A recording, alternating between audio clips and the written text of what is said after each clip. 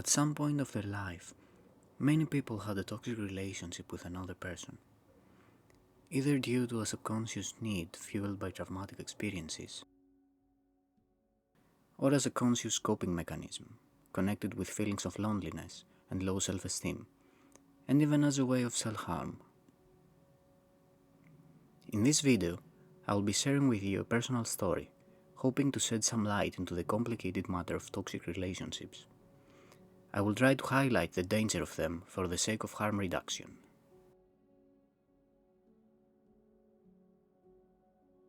I met her through a friend. We chatted many hours, and we planned to meet the next day. My need to feel important instantly matched with her need for attention, and that led to the decision of us being together 1 week later. Count a few more months, and we are living together in my house. We did almost everything together, and the connection with other people became dimmer because of that.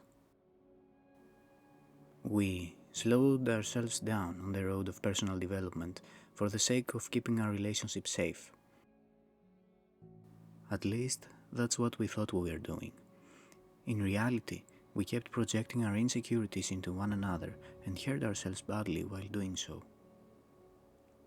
Time passed, and we began hating each other, for we both felt the strong and crippling lack of understanding.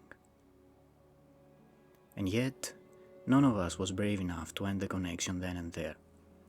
Perhaps this is the time where it should have ended. Perhaps it should have, but sometimes it's more complicated than that. A year passed, and everything just got worse. At some point, we decided to take the label of relationship out of our communication. That's where things really turned towards the worst. A giant mountain of unexpressed feelings, traumatized emotions, and personal issues led her to attempt chemically induced suicide in my house while I was asleep. The massive amount of pills led to multiple epileptic seizures, and while waiting for the ambulance, she stopped breathing. I will not share more details, but she survived. In the course of those 2 years, many other things happened, including an incident where I saw her putting some kind of dust on my drink. I never learned what it was.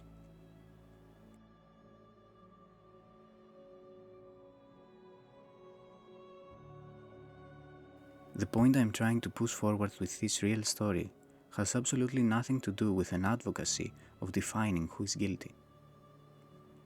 I am instead, as I mentioned at the beginning, trying to shed some light into the matter of toxic relationships by sharing a personal experience. Following this video, I will make a small series of content where I will try to be as unbiased as possible in defining some key elements of toxic behavior while focusing on the healthy evolution of the individual.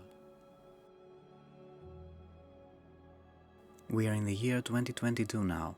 Humanity faces a pandemic, and some of the consequences are a rise in emotional instability, repressed behavior and feelings all over the world. But it also gives us a chance to form new habits and build a more conscious way of living. I believe we should consider giving some space for personal thinking and unbiased, honest dialogue, and take that chance to build a healthier environment for the communication between us.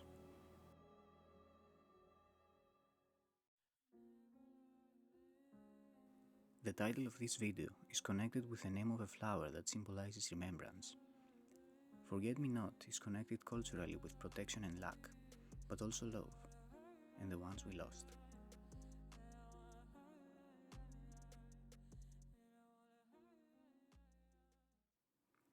If you enjoyed this video, or even better, if you felt like you got something out of it, consider supporting this channel in any way you see fit.